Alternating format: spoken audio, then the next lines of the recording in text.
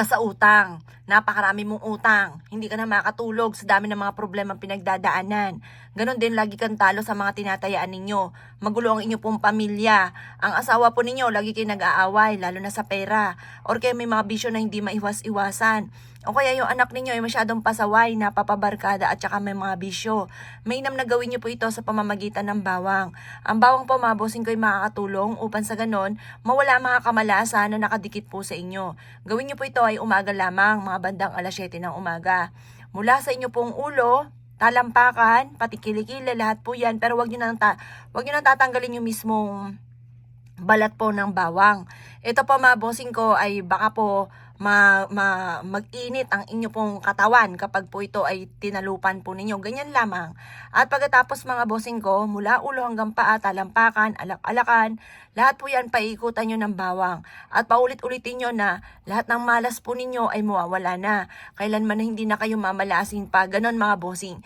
Mas mainam kapag tapos ka ng ipaikot-ikot sa inyo pong buong katawan, ilagay nyo sa palad at sabihin nyo po dito, kayo ay magkakaroon ng maraming pera. Mawawala na mga kamalasan ninyo. Hihigupin na ng bawang na ito lahat ng inyong kamalasan. At kailanman na hindi ka na mamumblema tungkol sa usapin ng pera. I-wish nyo na lahat ng gusto po ninyo na walang gamit na sana direct to the point. At kayo mismo ay maa-amaze sa dami ng mga blessing na darating po sa inyo. Huwag ka na lang magulat dahil lahat ng mga wish po ninyo ay matutupad po dito. Or kung ngayon po ay lagi kami namalas matapos po itong gawin, huwag kang magtataka, magpasalamat ka na kaagad at i-claim nyo na kaagad ang swerte dahil magsusunod-sunod na ang swerteng darating sa inyo. Kailangan i-mindset nyo po ito at ugaliin ang pagsasabi ng mga salitaing mga magaganda. Dahil once na ikaw pa mga bossing ko ay isang nega na tao at gagawa ka ng ganito, maaaring mainis ka lamang sa mga ganitong mga pamamaraan dahil maaaring hindi tatalab. Kaya dapat po mga bossing ko, kung ikaw ay gagawa ng ganitong mga pamamaraan, kailangan ay may 100% kang paniniwala. Proven po ito mga bossing. Kaya ako kinaniwala at nais po itong gawin, abay wag ka na magpatumpik-tumpik pa. Makakatulong po ito upang sa ganon, imbis na kamalasan ay puro kaswertehan ang darating sa inyo. Kayo mismo ay maa-amaze sa dami-dami ng mga blessing na darating.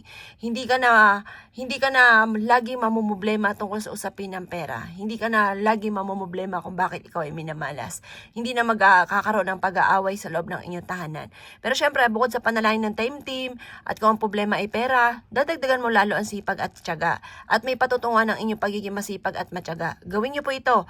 At pagtapos niyo po itong mag-wish ka na nakaganyan mga bossing ko, eto mas mainam, ilalagay niyo po ito sa may gilid ng pintuan ng main door. Hayaan niyo siyang matuyo. Kapag natuyo siya, marami na yung mga nahigop na negative energy, itapon niyo na po siya. At kung may kakayahan ka, gawin niyo po muli ito.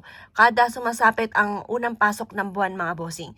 Upang sa ganon, isang buwan ka na maging masagana, isang buwan ka na maging maswerte, at makamit ko ano man ang inyong ninanais. Kaya ako kininiwala at nais po itong gawin as siya mga boss. Good luck po sa iyo po lahat.